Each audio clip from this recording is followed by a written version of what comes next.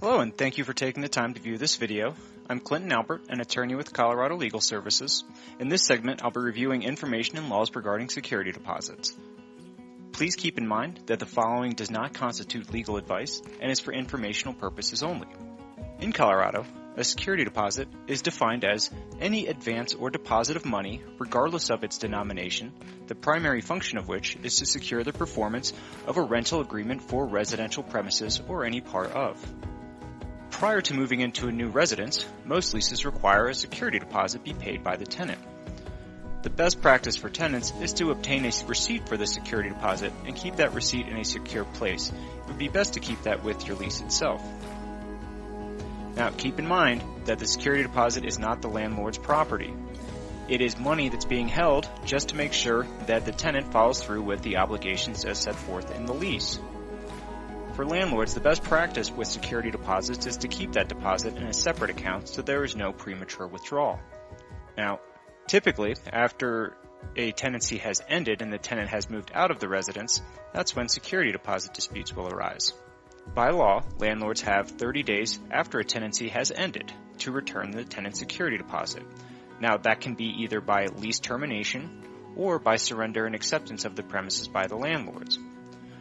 The landlord has to return the full security deposit within that 30-day period, or a written statement explaining the exact reasons the full amount is not being returned along with any remaining amount. That 30-day period can be extended up to 60 days if it is written into the lease. And there's the statute for that authority. Now, landlords cannot keep a tenant's security deposit for no reason. Tenants must provide a forwarding address to the landlord, and the withholding must be for a reason recognized by the law. Now, a landlord can withhold the security deposit for damage beyond normal wear and tear.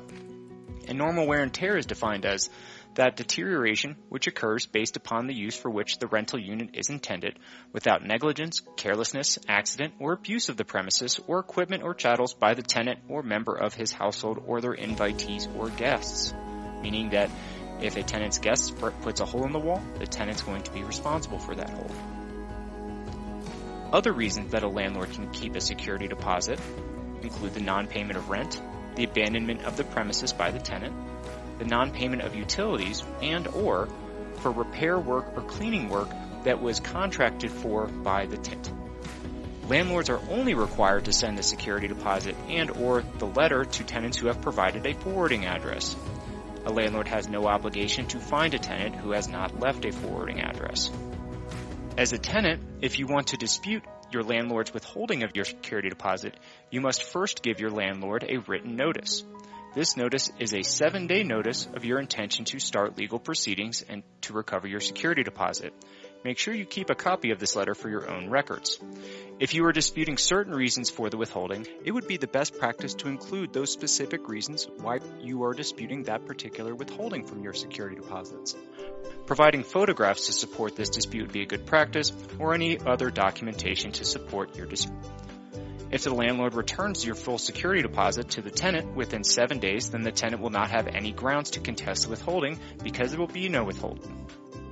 If the tenant does not receive a response to the letter, a return of the full deposit, or is not satisfied with the response or return of a partial deposit after sending the notice to the landlord, the tenant can file a case in court.